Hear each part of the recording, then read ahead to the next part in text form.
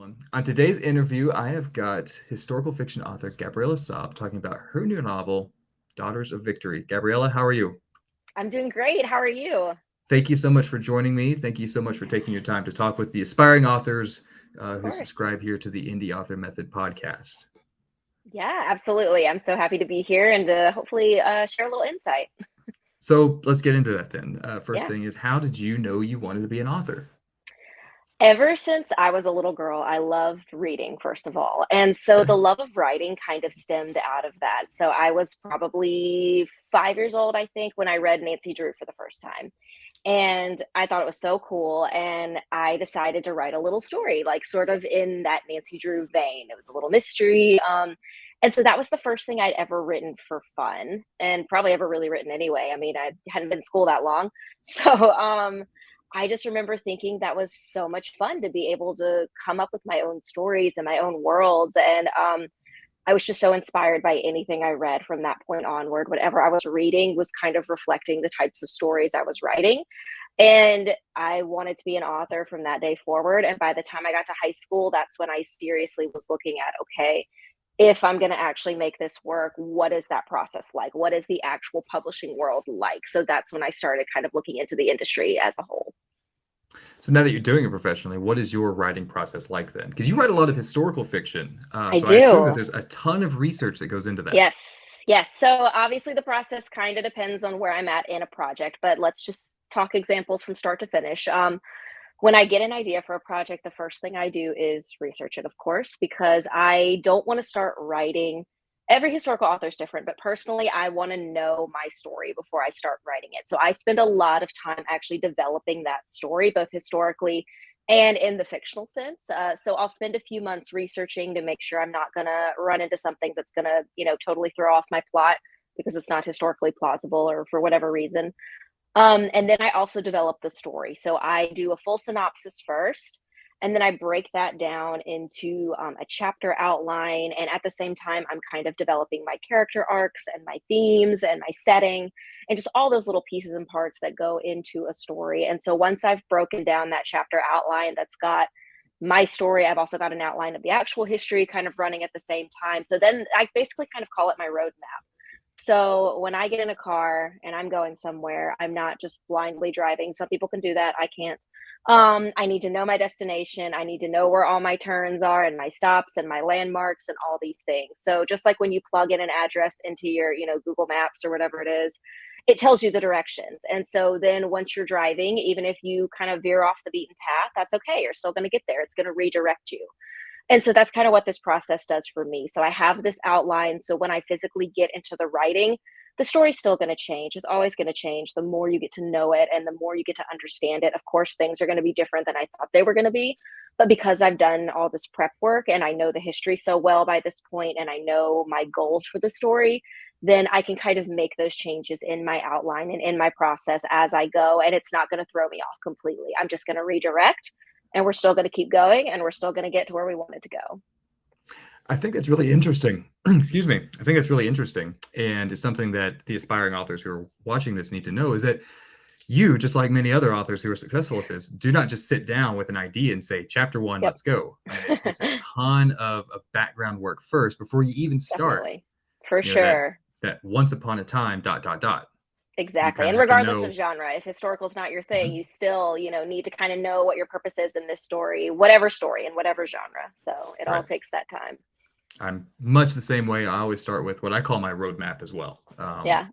where even if it's just a short synopsis of each chapter, Yeah. um, being able to Whatever know works. where my story is leading, so that whenever I Exactly. sit down to actually start drafting that first draft, we have an idea of where it's going to go. And like you For said, sure. it can veer off. It can go in other Of directions course. that you had no anticipation of. The But characters are going to understanding, be very opinionated, so they're going to yes. take over. And Lindsay Jessianowski, a romance author who we had on last week's interview, was talking about that, how her authors will speak to her, and you yes, kind of learn who your authors or who your characters are through dialogue, through interaction. totally. Does that happen for you? In a way, like, it's so weird because I will talk about, getting to know the characters and having them kind of become real for me on the page, and it's the weirdest thing because even if you are a writer, even if you're not, you just hear authors say things like that, and you're like, well, you're the person in charge. Like, why are you not just making them do what you want them to do? And the reason for that is because they have to become real people with real personalities and real wants and real needs and real flaws. And they're going to be different from me. They're not going to act exactly how I act. And I'm not necessarily going to understand them right off the bat. I need to get into who they are as a person, both within my story and within, everything that happened in their lives before that to lead up to the point where we, the author and the readers, are going to meet them. So I just like to kind of get to know them as much as I can through, like I said, that character development that I do up front, which kind of covers their weaknesses, their needs, their goal for that specific story, their flaws, and just kind of their worldview in general, and how they interact with the people in the story and the other characters, and kind of make the decisions that they make. Um, so yeah, just the more I get to know them, the more I then understand them and can kind of bring them to life on the page. And then it does really become the situation where I am just kind of listening to them and letting them direct me and tell me where they're going to go. Like, especially with Daughters of Victory, my most recent release. So in that one, there's two main characters, two points of view characters, and one of them is a revolutionary in Russia during 1917's revolution. And she is just someone that was so hard for me to really get to know and get into because she's so complicated and, like I said, just so different from me. So it took a lot of time of me just kind of writing scenes with her that didn't necessarily end up in the book, but were just kind of helping me get to understand her and her personality and her choices. So it does take time and patience, and some are going to open up to you more willingly than others. She was very unwilling, but once you kind of get into that, then they click, and then you go, and then you feel like, okay, we got there. Now they trust you with their story, and you can trust yourself with putting it down on the page and letting it become what it needs to be. That's fantastic. What advice would you have for the aspiring author who's dealing with something like, let's say, writer's block or self-doubt? Yeah, yeah, for sure. Self-doubt is going to happen at every stage. So just get that out of the way right now. Understand it's never going to go away. So just kind of accept that, be okay with that. That's all right. And then be patient with yourself, first of all. Everything's going to happen different ways. Even if you publish this book this time, next time it's going to be different, or the circumstances are going to be different. So don't be afraid of those challenges. Don't be afraid of that doubt, because it is necessary in many ways to kind of motivate you, because that tells you that you want it and that you're passionate about it. And that's good that you're in some ways afraid, but then don't let that fear keep you from pursuing the goal, because you're not alone in that. Everybody is experiencing that along with you, from the person just starting out to, I'm sure, Stephen King himself still gets worried sometimes.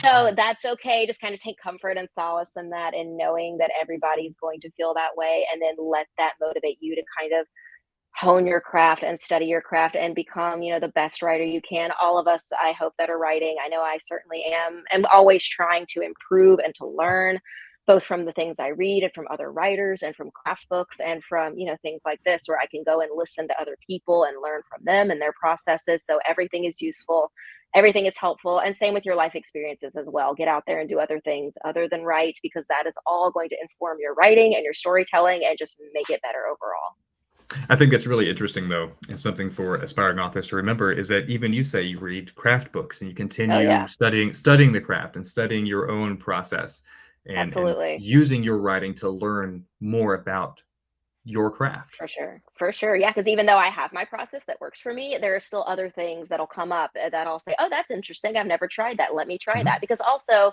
every project is going to be different. So I might come to a project someday where my existing process is just not happening.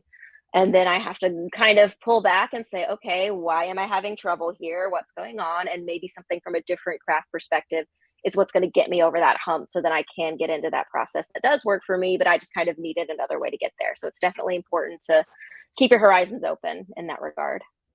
So now with two published books out, you've got The Last Checkmate, Daughters of Yes. Victory that just came out. How do Yep. you personally, how do you deal with, let's say, negative reviews or criticism, negative feedback? Yeah. So maybe you shouldn't do this. I personally read all my reviews because I Same. I find them so. I'm Same. I'm a marketing, but yeah. And I'm a marketing background, so Yeah. that's just so interesting to me. Like just that kind of business and basically consumer perspective is just fascinating to me and always has been. So I kind of like to know what people are thinking and what they receive, and it's just very fascinating to me. It doesn't really, I won't say it does. I mean, I don't know. It obviously it hits sensitive spots at some points, but I can just kind of let that go pretty easily. I'm just like, okay, my book wasn't for them. That's fine. Um, if you're not someone who is okay with that, maybe don't go looking for your negative reviews like I do. But they will come. People will tag you in things that they shouldn't. So just take a breath. Honestly, one thing that does help is if you go to like your favorite book in the world, go to Goodreads, look at the reviews because you will find some negative reviews. And it's kind of comforting in a way to know that something that you loved, not everybody's going to love. And that's okay. We all have different opinions about things. So, same with your works. People are going to love it and people are not. And honestly, it's the people that love it that I remember. Like, I have had so many just wonderful, kind people reach out to me through my website or leaving reviews talking about what the stories meant to them or how it affected them or that, they had a family member in a similar situation because they have, Holocaust survivors in their family or just, whatever it is. Because my first book is set in Auschwitz and my second is, as I said, Russian Revolution and World War II. So there are still a lot of people very heavily affected by those times. And so hearing from them honestly makes it all worth it and makes those negative reviews just be like, that's okay. And not everything is going to be for everybody. We know that. So just kind of be mindful of that, but then practice self-care, do what you can. So like I said, if looking for your reviews is not going to be the best for your mental health, maybe don't do that. But when they do come along, just take a breath, remember that it's okay. Do what you need to do to cope, step away from it, go look at those negative reviews of other things that you enjoy to kind of remind yourself that it's normal and that there are going to be people of all opinions reading everything. So yeah, that works for me. I think nothing did more for my ego than when my first book came out in 2019. It's called The Hmm. Treehouse. And when The Treehouse came out, I found a 30-minute YouTube video of this guy just absolutely bashing it Oh for 30 no. minutes. Oh no. Yeah, Oh yeah, that a one will hurt a little bit. little bit. Did you watch all 30 minutes though? All 30 minutes. Yeah. Yes. So I would have too.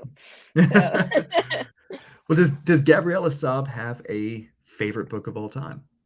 ooh, that is, gosh, that's a really hard question. I don't know if I have a favorite book of all time because I mean, honestly, there's just so many amazing books that I am just discovering. One of the books or authors, I will say though, that helped me as a writer the most, just in terms of the kinds of fiction and things that I wanted to write and that she's writing, is Ariel Lawhon, who wrote Codename Helene, I Was Anastasia, and some other novels. And I just am fascinated by the things she does with story structure. She tells stories in such a clever and interesting way, and I just found it so incredible. So my first novel is a non-linear storyline. So you actually pick up at the end of the story, The Last Checkmate, and then flash kind of back and forth. Mhm. And I would never have had the confidence to do that, especially as a first book, if not for Ariel Lawhon's books, because she just kind of showed me there are different ways to tell stories. You don't have to do it all in this very formulaic, structured, chronological, just kind of that more standard way. And so Right. those books were just very, very interesting to me. And I just think her mind is just a fascinating place. I just love the kinds of books she puts out and the way she does it and the way she puts stories and characters together. So I would say those books are definitely some of my favorites. I love everything she does and have been, as I said, just so inspiring to me, both as a reader and as a writer. Fantastic. Yeah. Gabriella, thank you so much for your time this morning. Before I let you go, Mhm. for our subscribers, where can they find you and where can they find Yeah. The Last Checkmate and Daughters of Victory? Yeah, so The Last Shipmate and Daughters of Victory can be found wherever you get your favorite hardbacks, paperbacks, ebooks, audios, or large print if that's your thing. So just anywhere. And in terms of me, I am on Twitter and Instagram at Gabriella Saab _ and I am on Facebook at facebook.com/Gabriella Saab author. And my website is GabriellaSaab.com. So you can find me there. You can find links to my books there. And I've got a contact form on my website. So feel free to reach out to me there on social media, and leave reviews for the books that you read because we as authors very much appreciate that, and tell your friends about them and request them from your libraries, and all of that is just so important and means so much to us. So we appreciate y'all and your support so much. So thank you. Yes. Gabriella, again, thank you for your time this morning. Yes. Thank you for having Talk me. to This has been so much yes, fun. yes, thank you. We'll talk to you again soon. Sounds good. Bye bye. Bye.